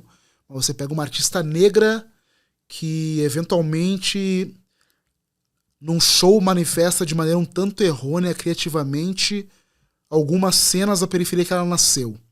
E traz algumas imagens que pode conotar uma intolerância religiosa. E aí as pautas de uma grande maioria de criadores negros é sobre isso. Sobre quem ela está falando? Tá errado ela falar sobre isso? Ela está falando sobre religião afrocentrada. De que maneira ela está falando? Então começa todo mundo a girar sobre isso sem que necessariamente estejam trazendo um ganho para a discussão. Uhum. É porque aquilo é sabido que traz, polemiza, viraliza, traz engajamento. Mas o que você está trazendo realmente de bom sobre aquele tema, e você precisa falar sobre aquele tema, e eu escolho às vezes não. Até porque eu escolhi, por exemplo, pulverizar o meu tipo de conteúdo. É um conteúdo que ele inicialmente, que ele tem uma lente, sempre vai ter, como um homem negro que eu sou, negra para as produções culturais que eu assisto, comento e critico, mas eu abri o olhar para não falar só sobre produções negras também. Elas são um privilégio do que eu falo, mas por questões comerciais, por questões de chegar mais longe, eu vou falar de produções bombadas que estão no momento aí sendo vistas, mas sempre sob o meu ponto de vista, que vai sempre trazer um diferencial, uma crítica, uma contestação, para dizer, tá, não tinha elenco negro, isso foi criado por quem estava envolvido. Você pega várias coisas, inclusive até de produções negras, né? Você pega uma série como Dan, série de horror, Sim, que tá no Prime Video, que ela é criada pela Lana White, que é uma mulher negra, sim. só que ela é uma série muito, muito contestável sobre a maneira que eles mostram a dor do negro ali, de uma maneira Por quase conta do horror ali, cruel, né? Num sofrimento absurdo. Então, tá, é assim que a gente quer ver, essa abordagem é necessária, ok? Liberdade criativa, mas será que isso aqui não tá sendo um fetiche visual em relação ao sofrimento da pessoa negra? É uma série muito, muito complicada. Então eu trago sempre esse olhar, porque mais do que tudo, mesmo sendo apaixonado por cultura negra em todos os âmbitos, em se tratando de cinema e de série, eu sou um apaixonado por isso. Eu consumo isso desde a minha infância. Eu tenho até hoje centenas de DVDs na minha casa porque eu vi de tudo. Então eu vi todos os clássicos, eu posso falar sobre eles com propriedade. Isso me permitiu, inclusive, entrar para o Omelete. Falar sobre isso, mas escolher quando eu queria falar sobre os conteúdos negros. Então, eu acho que até para ficar claro isso, porque houve esse momento que eu fui o único apresentador negro lá. Sim. Nunca foi sobre ser um Tolkien. Foi sobre, eu falo sobre qualquer coisa. Quando tinha pauta negra é porque eu escolhia falar. Caramba, eu consegui aqui uma entrevista com o Jair Oliveira, e a gente vai falar sobre o documentário do pai dele, Jair Rodrigues. Vamos levar um câmera lá, e eles, tá, vamos lá. Eu fui lá entrevistar as pessoas. Esse tipo de coisa, sabe? Meu primeiro vídeo, porque eu escolhi, foi falar sobre o Emicida. Né? Eu quis fazer uma pauta sobre música e eles, beleza, foi sobre o vídeo sobre o Emicida. E por aí foi. E quando eu queria falar de qualquer outra série, qualquer outro filme, eu falava. Tava ali nas lives, nos papos todos, né? Então é muito escolha minha de verdade. Né? Eu posso falar sobre qualquer coisa, é isso que eu tenho falado, porque eu quero ter esse olhar de quem apresenta uma curadoria de filmes, séries, de livros, vai ser muito livro, literatura e música, mas é uma escolha minha realmente falar desse jeito. E tentar burlar o algoritmo nesse sentido. Ok, a série do momento, que tá levando os conteúdos lá pra cima, essa aqui, vou falar sobre ela. Mas como é que eu posso embutir um outro raciocínio? Cara, Big Brother, eu não falei mais desse ano, porque eu fiquei esgotado, não tem paciência, não falei uma vírgula sobre Big Brother. Mas acho que foi ano passado que eu resolvi falar sobre Big Brother, eu falei Big Brother, ok. Mas o que é Big Brother? O que representa o ano em que entrou, não sei, tinham 9 pessoas negras lá? O que se representa pra nós, que viram os negros como um grande grupo, uma grande massa? Aí eu puxei um livro, né? Um livro sobre cultura de mídia. Um cara chamado Douglas Kellner. Qual que é o nome do livro? A Cultura da Mídia. A Cultura da Mídia. O autor é Douglas Kellner. Em que ele fala que as imagens que são projetadas na mídia, elas vão criando no imaginário do espectador a noção de país que eles têm. Então eu, no primeiro momento ali, considerei e falei sobre como é fundamental ter essas pessoas nesses lugares. Mas esteja preparado para você não achar que você vai ter negros que são um bastião de alguma perfeição. Caramba, entrou 9 especialistas em negritude, em assuntos afrocentrados, em questões de racismo. Primeiro, negros não precisam ser todos assim. Negros não tem que dar aula para os outros, quanto mais gratuitamente. Você não pode igualitar todos os negros, colocar como uma massa que vai te trazer o mesmo comportamento, o mesmo aspecto, sabe? Então, exigir isso da pessoa negra também é desumano. Então, o que eu fiz com esse conteúdo, pegando um algoritmo, um hype, foi falar sobre o assunto do momento, mas sob o olhar que provocava um pouco mais de, cara, pensa sobre isso aqui. Olha que livro você pode conectar. O que significa esse grande irmão? Que conexão isso tem? O que George Orwell fez quando escreveu 1984? O que representa isso? É um livro que eu tô lendo, inclusive, agora. Então, para as pessoas não também comprarem, né, um produto cultural de uma maneira tão automatizada, sabe? Ficar discutindo sobre a celebridade pela celebridade, o acontecimento, a briga, para as pessoas se tornarem realmente bovinas em frente à televisão, né? Isso é mais uma dica, inclusive, né? É mais uma dica, assim. Então, assim, se você produz conteúdo, se você... Não só quem produz conteúdo, né? Quem produz ilustração ou algum tipo de material criativo aí, né? Sair um pouquinho... Porque, assim, eu acompanho muito ilustrador, muito artista, muito, sabe? Mais dessa gama aí das artes visuais e designer. E eu percebo o quanto de gente... que, produz sempre a mesma coisa, que, saiu um filme, vai no hype, e tipo, hype. Você pode ir no hype, ser esperto, aproveitar pra isso ser favorável pra você. Mas qual é o viés diferente que você entrega? Né? Não só pelo hype, mas pra entender qual é o valor que você tem como criador. Porque a pessoa vai te assistir e não vai assistir o criador mais bombado que fala sobre esse filme. Porque você tá entregando algo que é diferente, algo que é um olhar ali que você não tinha visto os outros se entregando. Natural, né, nesses grandes blockbusters, falando de filme, e a pessoa que produz muita coisa é aquela coisa mais automatizada, né, a crítica rápida, a sinopse, vou te contar os 5 momentos X, mas que outro olhar? Cara, eu vi esse filme aqui e me lembrei deste livro aqui, essa conexão, eu chamo isso das sinapses, as sinapses cerebrais. Era um programa que eu tinha até aprovado com o Omelete, que eu não saindo, que é sobre essa... que é um pouco sobre minha mente fervilhante também, de fazer conexões absurdas. Então, esse livro existe, essa série existe aqui. Eu me lembro que surgiu um pouco essa ideia por causa daquela série que tinha na HBO, chamada Lovecraft Country. Sim, maravilhosa. Produzida por Jordan Peele, dirigida por Misha Green. Em que você tem quase um tapa de luvas, um autor extremamente doente, de maneira doente, racista, que era o H.P. Lovecraft. Um autor que você tem acesso às cartas que ele escrevia hoje pra irmã dele. Ele tinha um temor absurdo dos negros que ele viu quando ele foi morar em Nova York. E esse cara era profundamente racista, utilizou elementos metafóricos de racismo, vendo o negro como um monstro que ele aplicou em várias das obras. E o Jordan Peele e a Misha Green, de maneira inteligente, revertem isso, mostrando que não há um monstro mais assustador do que o próprio racismo, né?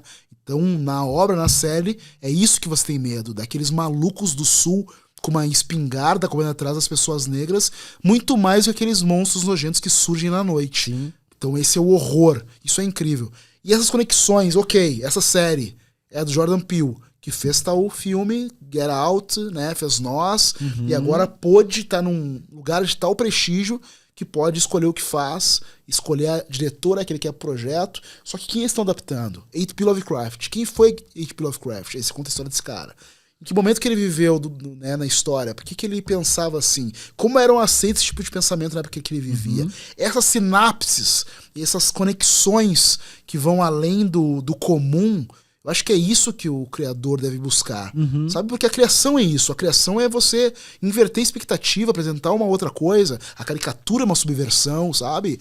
Então, essa busca do novo, mesmo a partir do que é velho, do que é batido, do que está sendo constantemente trazido para discussão, é o seu olhar novo, a sua carapaça, o seu olhar como artista, como criador, que vai trazer uma zona de interesse sobre você, que vai fazer com que você crie uma comunidade. Porque as pessoas querem ver esse cara. De que maneira ele tá falando esses mesmos filmes de sempre, mas ele tá falando de um outro jeito. Trazendo um olhar, caramba, não pensei desse jeito sobre isso, sabe?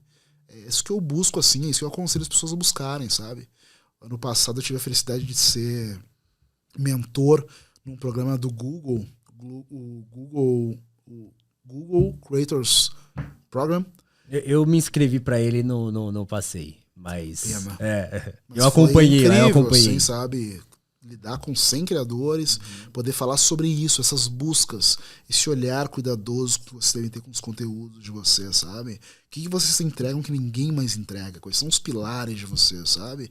Deixar isso muito claro, assim. Além de outras coisas, questão de estética, tecnologia. O programa tinha o objetivo de, no final, fazer ele ser com o seu próprio site, que é basicamente sobre não seja o locatário de um ambiente de um outro somente. Você tá lá no Instagram, você tá no YouTube, você tá no TikTok, mas se às vezes acabarem, por exemplo, onde é que tá a sua comunidade? Então o programa incentivava as pessoas, os criadores, a fazerem o seu site, mostrarem seu trabalho lá, ter um lugar que pode ser um portfólio para as marcas verem, um lugar de você ler mais sobre ele, sabe? Então foi muito, muito engrandecedor para mim fazer parte disso e tá podendo refrescar minhas ideias também sobre criatividade, sobre criação de conteúdo. Da hora. Ô Ale, como é que você vê aí o avanço e assim a entrada das inteligências artificiais nesse mercado? Você como um profissional criativo, tá? E eu falo isso porque a comunidade artística está apavorosa, assim. A maioria não aceitando e com certo receio. Como é que você vê tudo isso assim no seu campo de trabalho? Cara, positivo, eu vejo como uma negativo? ferramenta. Para mim é positivo. É uma ferramenta. Mas é uma ferramenta que os criadores precisam usar da maneira mais adequada, facilitadora, inspiradora para o seu trabalho. Mas que em contrapartida, e aí o meu temor, e aí o meu contra, é que as corporações que se beneficiarem do trabalho não vão usar nesse sentido. O que eu quero te dizer? Eu sou um roteirista de uma série. E eu preciso fazer uma pesquisa extenuante sobre algum dado momento histórico, etc. E isso vai servir para eu ter insumos para o meu roteiro. O movimento anterior era, vou a livros, vou em Google, pesquisando site por site, vou em bibliotecas virtuais, fazer um monte de coisa. Aí você tem uma inteligência artificial que é capaz de conectar todas essas fontes e de trazer uma resposta humanizada para aquilo, de trazer uma contextualização e vai te dar um insumo e um retorno muito rápido ali de argumentos para você construir aí sim a sua ficção escrita por você, a sua arte. Você está utilizando como uma ferramenta aquilo. Isso é uma coisa fascinante para mim. Economizando trabalho, tempo e etc. Só que o que acontece? As corporações vão usar, e já estão usando, e pegando esse cenário de, né, que foi motivo de greve de roteiristas, e depois ainda tem atores, questão de deepfake, etc., estão usando e querem usar para fazer roteiro inteiro ali, para automatizar isso tudo, para fazer ali uma busca de quais são as tramas que mais vão ter retorno frente a um possível target, facilitando e tirando do processo os criadores, as pessoas ali por trás. Então, o trabalho para mim vai ser de, em todas as instâncias onde a inteligência artificial está envolvida, você criar os coletivos, as formas de você realmente manter o cuidado sobre aquela utilização. Isso é algo que mesmo os programadores, as pessoas que estão envolvidas na criação das diversas plataformas de OpenAI, de Google, de Apple, de Meta, elas estão clamando por instituições governamentais que sirvam para regularizar o uso das IAs, porque pode ser uma coisa avassaladora. Eu acho que Na história da humanidade, de verdade, a gente não viu uma evolução tecnológica tão rápida acontecendo, que vai mudar o mercado de trabalho, vai acabar com diversas profissões e vai ter o poder também de destruir vários profissionais da indústria criativa de vários segmentos. Então, isso só vai acontecer se você não tiver realmente organizações cuidando e regulamentando esse uso dessas ferramentas, né? E entrando em acordos que vão ser como esses, do tipo, ok, você não pode usar o meu personagem, o meu roteiro inicial, e levar para a inteligência artificial para ela gerar mais 15 roteiros de temporadas. Você não pode pegar uma atuação minha e fazer com que eu assine um contrato dizendo que a partir dali eles vão colher minha imagem e utilizar em mais 50 filmes que eles quiserem e eu não vou ser pago por isso. Isso é uma coisa absurda. Esse aspecto que você tira a criação humana, que você desvaloriza o ser humano realmente como criador, como fazedor da arte, isso tem que ser muito regulamentado. E da mesma maneira, e é um medo que o próprio Tyler Perry agora, diretor, cineasta, produtor, bilionário americano, manifestou quando ele falou sobre isso. Ele tem um complexo de estúdio gigantesco em Atlanta, onde inclusive o pessoal da Disney filma lá os filmes da Marvel. Os maiores estúdios lá que tem nos Estados Unidos. E ele estava construindo agora mais, acho que 16 estúdios de áudio. E isso ia requerer vários profissionais, contratações, etc. Quando ele viu uma inteligência artificial, que é aquela que reproduz, acho que é Sora o nome, que cria cenas perfeitas a partir de comandos de prompt, cenas completas em vídeo. Viralizou, ele viu aquilo e ele falou, suspendi aqui a ampliação dos meus complexos de estúdio, porque eu tô vendo que eu vou ter que fazer demissões, isso aqui vai mudar o cenário da produção cinematográfica e nós precisamos em Hollywood criar regulamentações sobre o uso. A gente vai escapar de usar? Não vai. Mas qual é a parcimônia que a gente vai usar para manter os artistas? E ele é um cara que fala sobre 2 pontos de vista. Ele é ator, diretor, roteirista, e ele treinou vários atores, editores e roteiristas. Então ele falou assim, eu sei do poder da atuação de uma pessoa, sei também que aí é muito capaz de cada vez mais se aproximar disso, e eu tenho esse interesse como artista que as pessoas que trabalham aqui comigo no estúdio tenham seu emprego, façam minha série, façam um filme. Mas ao mesmo tempo, ele falando, eu sou empresário, dono de estúdios, produzo um monte de séries e filmes, e é claro que vão ter cenas. Ele citou uma cena até de um avião, um desastre de avião, algo que seria caríssimo para fazer, ele vai produzir com uma ferramenta como essa. Porque isso vai baratear extremamente o custo. E ele fala sobre isso. Cara, vamos usar essa ferramenta para fazer aquilo que é impossível o ser humano fazer, aquilo que seria extremamente dispendioso e que já é utilizado com outros recursos imagéticos, por exemplo, a criação de cenários virtuais, né? Os estúdios que já tem todo o aparato para você estar ali no meio de um fundo azul e os caras depois construírem a Terra-média atrás de você, por exemplo. Né? Mas isso você pode fazer agora numa potência gigante, muito maior, em que você não precisa nem ir lá captar a cena da Escócia para reproduzir no estúdio. Então, você coloca no prompt que você quer ali reproduzir um ambiente, um mar revolto do século XV, e aí vai gerar isso pra você. Aí você pode jogar isso nas costas de um ator, mas não tirar o ator de cena. Não substituir o ator por um avatar, sabe? Sim, é que aí também gera uma outra problemática, né? Que é o quê? É tudo isso, meu, é uma discussão gigante, assim. Porque você começa a perceber que, por exemplo, o profissional 3D, né? O profissional de visual lá, né? Que cria tudo. Ele vai ter isso. que utilizar aí como uma facilitadora para ele. As principais plataformas, né? Programas que criam isso, programas de edição fotográfico, programas de edição em vídeo, programas de realidade 3D, já estão embutindo essas ferramentas nos seus programas. E quem vai estar operando aquilo ali? Esse profissional que tem que se gabaritar para utilizar aquilo e ser a pessoa indispensável. Não vai ser o produtor do filme que vai entrar na sala, colocar uma ordem num programa e gerar... Não, sim, vai ter que ter as pessoas especialistas naquilo. E depois que gerou a imagem, aquilo tá bom? A iluminação tá correta? Tá ok? Aquilo tá factível? Tá verossímil? Sabe? Então as pessoas que são especialistas nos que fazem vão ser cada vez mais necessárias para lidar com as facilitações que a inteligência artificial gera. em todos os âmbitos.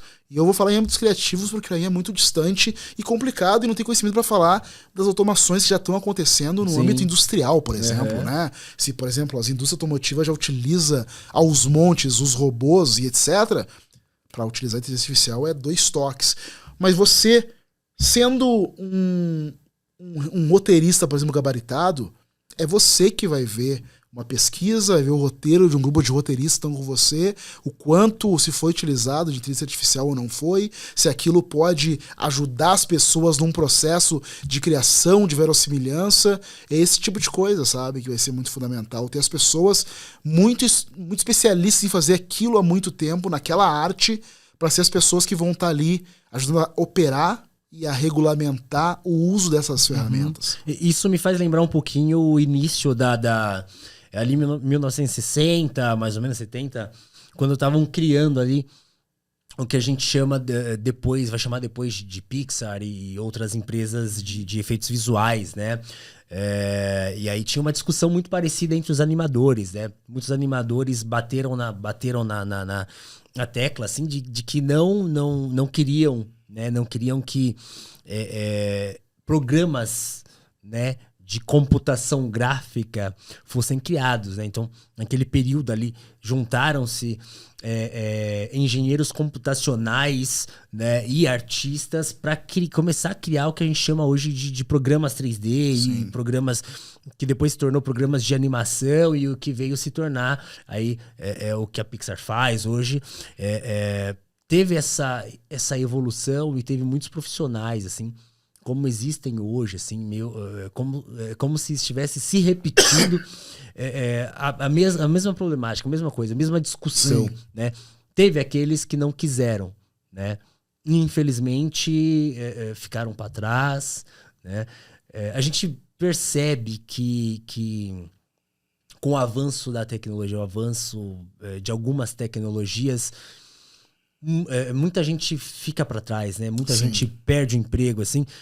Você acha que a comunidade negra no Brasil, você acha que ela é afetada negativamente nisso também? Como sempre é afetada em tudo, que acaba tendo mais dose de sofrimento em várias instâncias.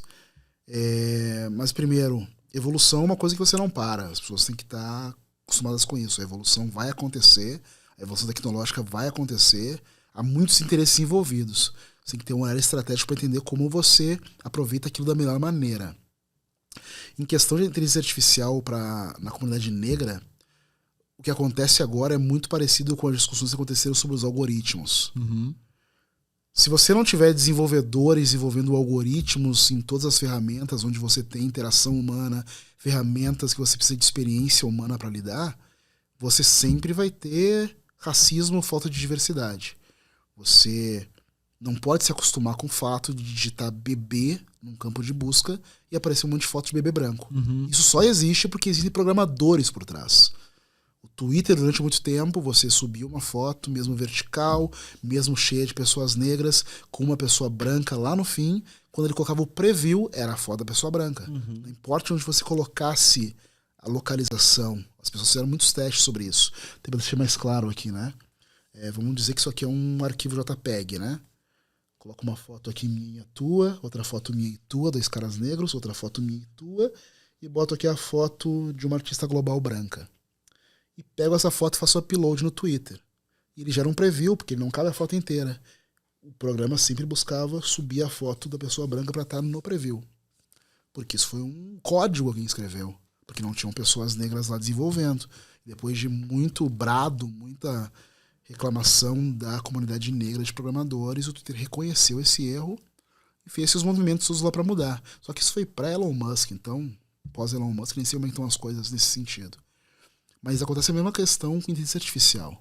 Ela reproduz os inputs, a sociedade e as pessoas que estão ali dominando a programação de como ela interage. E se você não tiver programadores brancos, negros, e empresas interessadas em fazer com que a inteligência artificial seja o mais inclusiva possível, vai acontecer o mesmo disparate de maneira ainda mais intensa. Capaz de gerar numa pesquisa, por exemplo, erros, entre aspas talvez, de informações completamente disparatadas sobre questões históricas que vão trazer fatos completamente inadequados, eventualmente racistas, porque não há pessoas na equipe ali dando conta da supervisão, das adequações dessa questão. Então esse problema ele cresce numa potência gigantesca, né? E fala da coisa mais básica, de você fazer perguntas sobre questões históricas, sociais, por aí, até realmente aquela coisa considerada o que é a normalização, que é do tipo assim, já fiz testes do tipo, em plataformas de inteligência artificial que geram imagens, e pedi, gere uma imagem de um youtuber bem sucedido num seu quarto tecnológico cheio de monitores e neon. Ele vai gerar imagens de pessoas brancas, porque é uma imagem que, por input, ele recebeu uma série de alimentações prévias e, eventualmente, os programadores alimentaram todos esses inputs com imagens, com a noção, com informações de que esse tipo de pessoa é a pessoa bem-sucedida naquela área. Então, a inteligência artificial vai reproduzindo isso e vai sendo uma constante se você não trava o processo, se você não regulamenta. Então, isso é uma coisa que temos que nos preocupar muito. Pô, legal. Ale, a gente tá chegando no finalzinho. A nossa luz até deu uma falhadinha ali, ó. Os técnicos estão mexendo ali, arrumando. Eu tenho mais uma perguntinha pra você. Tem várias, na verdade, tá? Mas nosso tempo já foi. Quero falar aqui um pouquinho do seu livro, tá? Coisa rápida, tá? E aí eu tenho mais uma pergunta, que é... Você falou de um banco que você trabalha ainda, né? Trabalho. Você é creator lá? Como é que é? O que você faz com lá? Criação de conteúdo. Com criação de conteúdo. Fala um pouquinho pra nós como é que funciona isso, esse seu trabalho lá, tá? Porque eu acho que é uma possibilidade muito legal. É um trabalho de constância, de criação constante de estratégias de conteúdo pra marca. Então, eu tô sempre realmente criando quais são as formas com que a gente nas redes sociais vai estar criando peças, ações, experiências que respondem aos ideais da marca, nos conectando cada vez mais com uma cultura de conversação, também trabalhando na escolha, na busca de influenciadores, criadores de conteúdo, e criando roteiros para filmes e uma série de ações nesse sentido. Mas são ações que às vezes extrapolam, né? Porque eu trabalhei em várias áreas dela, da publicidade nessa empresa, agora estou na área de conteúdo, só que cada vez mais é uma busca de como você traz esse cross entre aquilo que é online e aquilo que não necessariamente é. Você criar uma experiência que eventualmente é uma experiência offline, uma experiência presencial, mas que ela nasceu numa plataforma ou que ela te leva a uma outra experiência, sabe?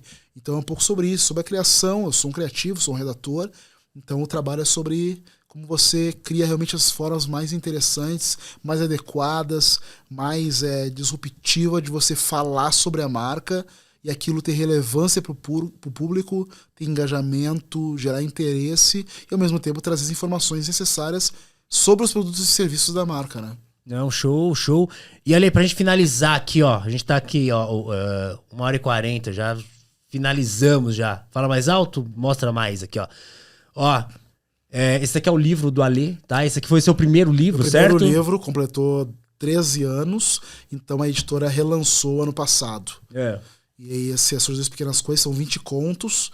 São contos que eu quis fazer uma investigação humana, assim, mais profunda. Tem alguns temas conectados a questões raciais, embora não seja o grande foco do livro.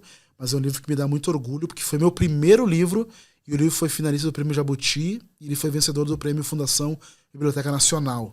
Então foi meio que um abrir de portas para me dizer assim, você está no caminho certo, continue escrevendo.